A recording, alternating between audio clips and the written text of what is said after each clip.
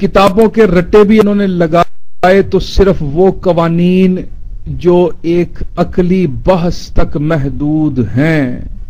علم عرفان کو انہوں نے کبھی نہ چھوا، نہ کبھی سنا، نہ کبھی پڑھا.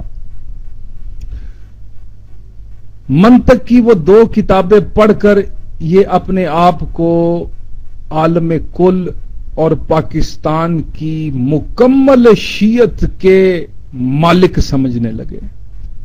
پھر انہوں نے ایک حوزہ بھی بنا لیا پاکستان سے اور شیخ برادری سے کچھ 4 پیسے اکٹھے کر کے. اس وقت کا یہ پہلا حوزہ تھا جامعۃ المنتظر. تو یہ سمجھے کہ جناب ہم نے پتہ نہیں جنت جو ہے وہ زمین پر اتار لی اور اب ہم اس کے مالک بن گئے ہیں. اور اس کے بعد فتاووں کی بچھاڑ باقاعدہ ابوں میں کی گئی.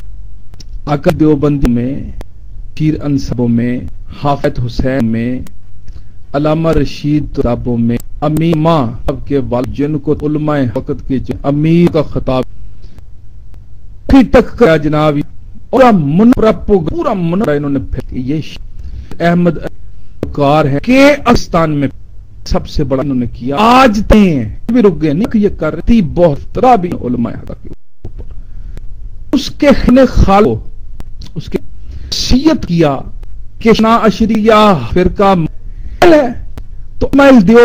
اب یہ جناب حافظ کو، رشید ترابی کو، اجتہادی کو، عرفان حیدر آبدی کو، نسیم عباس کو، غضنفر تونسوی کو، ان کو کیسے گرایا جائے؟ انہوں نے پھر اصولیہ مذہب کو چھوڑ کر خالصیہ مذہب کو چنا اور پاکستان کی عوام کو یہ کہا کہ نہیں، خالصی مذہب جو ہے یہی علماء حقہ کا مذہب ہے. نام نہیں بتایا انہوں نے خالصی، کہا کہ نہیں، کتابیں خالصی کی پڑھتے تھے، حدیقہ سلطانیہ پیش کرتے تھے جو کہ خالصی ہی کی ایک شاخ ہے، خالصی اس کا شاگرد تھا.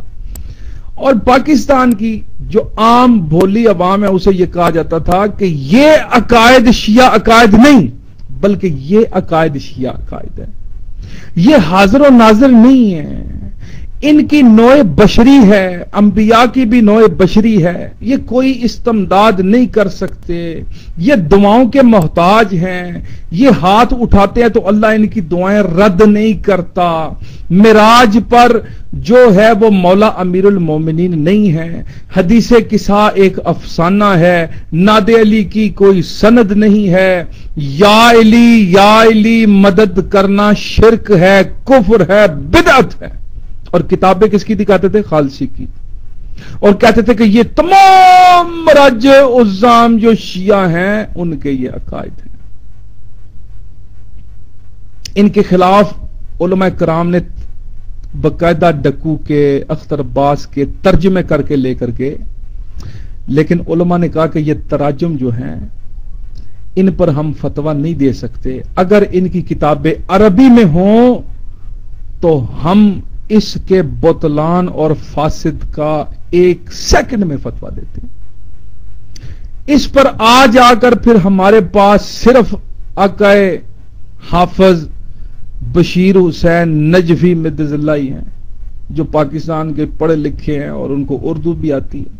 ان کے پاس ہی جانا پڑا. پھر ہمیں ان کے پاس جب گئے تو فتویٰ انہوں نے دے دیا، اصلاح رسوم پر انہوں نے فتویٰ دے دیا. میں آپ کو یہ بتا دوں اصلاح رسوم کیا ہے. اصلاح رسوم ڈکو کی وہ کتاب ہے جس میں اس کے سارے باطل عقیدہ موجود ہیں، فقہ کے لحاظ سے بھی اور علم کلام کے لحاظ سے بھی. مثلا میں یہاں پر اس کے کچھ ابواب پڑھ دیتا ہوں.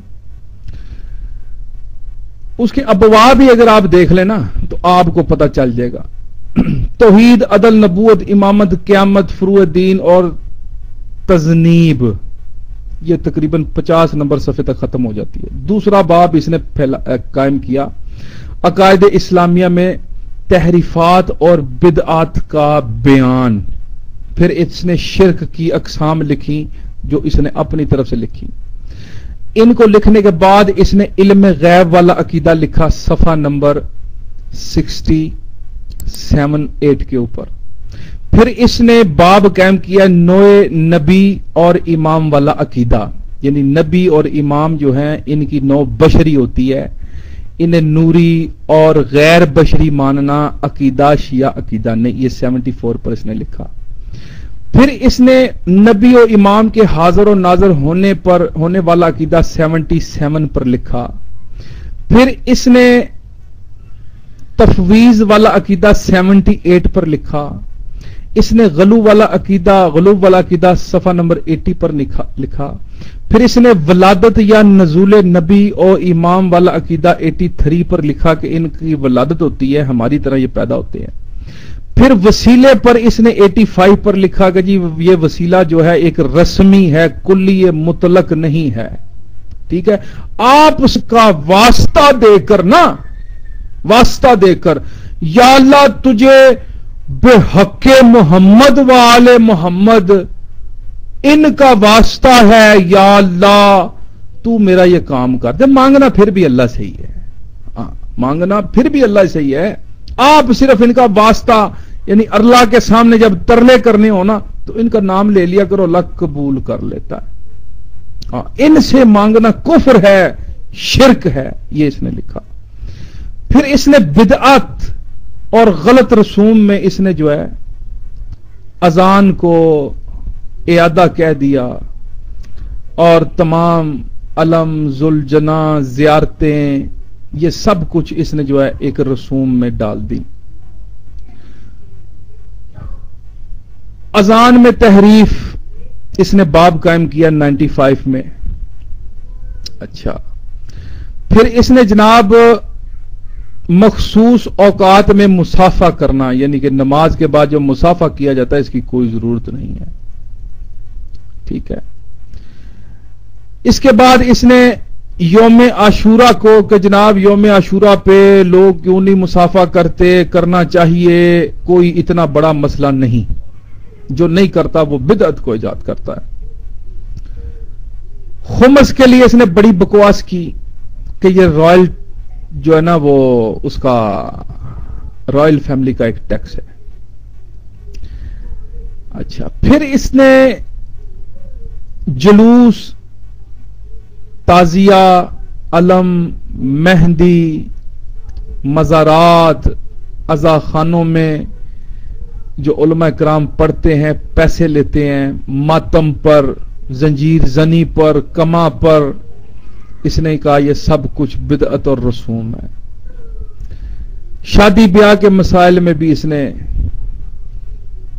ہر